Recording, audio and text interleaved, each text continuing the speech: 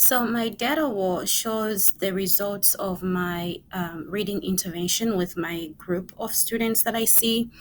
I see about 6 students every day, 3 times a week, and on the fourth day, I monitor them. However, on this study, I only used 5 students because one of them was sick. However, over here, when you look on my graph, I have the blue line here represents the pre-test score in the mean for that pre-test results that I had.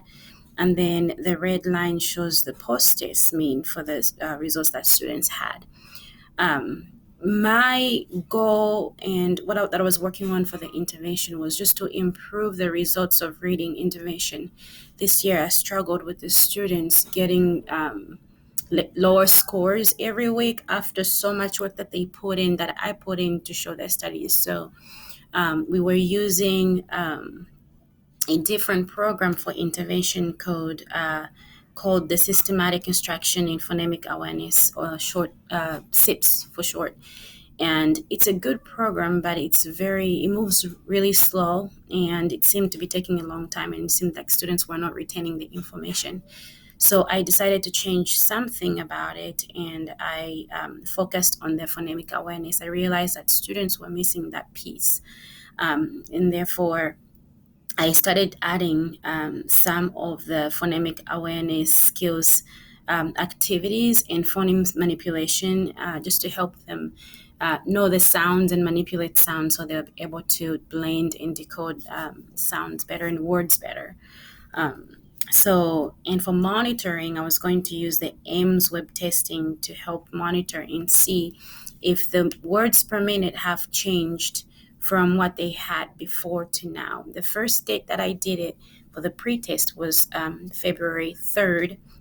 And then the post-test, I took it on March 4th. And this shows the results that I had. Some of the students missed some of the interventions in between that time, but I think they did a great job. I realized that the scores went high. There was a very big improvement.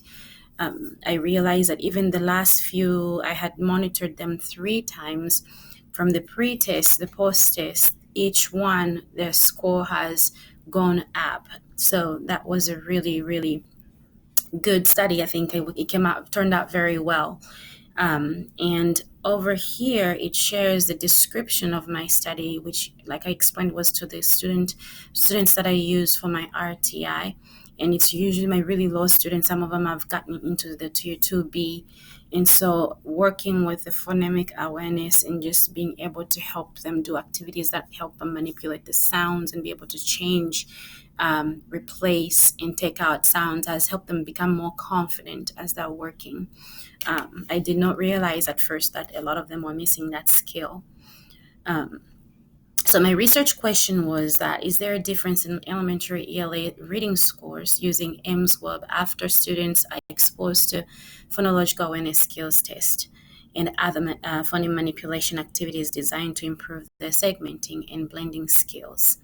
I realized after doing the study that yes, there is an improvement, because over here I found that the the words per minute moved from pre-test to post-test. They moved by 0.6, which is about a medium growth in range. So I would take that at this point. It shows improvement, and I think if I continue doing so, it's going to help them become even more confident. I think the growth will be really large. The effect size will be very big. Right now, I just got a 0.6 effect size, which is just right in the middle. I saw that doing these phonological awareness activities was really helping aid my students in their work. So it's been really nice to be able to see that. So my conclusion is that there is a difference in the reading scores when students are exposed to phonological awareness activities based on the effect size that I saw from my study.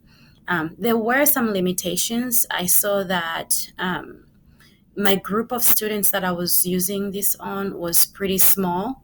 And I think if I did it on a larger group of students, I'll be able to see a a wider range of growth. At the same time, I think the time period that I did the study for was pretty short as well. I think if I continued to maybe 2 months or so, that would help.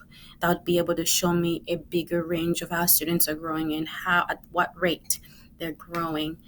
My future plans is to try and do the PASS test, so the phonological awareness skills test, on each student in my class, even my higher reading students, just to help them practice what missing skills they have with their phonological awareness. And so that way I can meet them at their level, and this can kind of work like my own differentiation for each student, being able to meet them in their reading at their own level. So this is something I'd like to try on a whole classroom level. And I want to apply these activities so students can do them. I think that's a big thing that's missing in first grade. And I'd like to have them best prepared before they move on to the second grade. So these are the findings that I discovered with my study.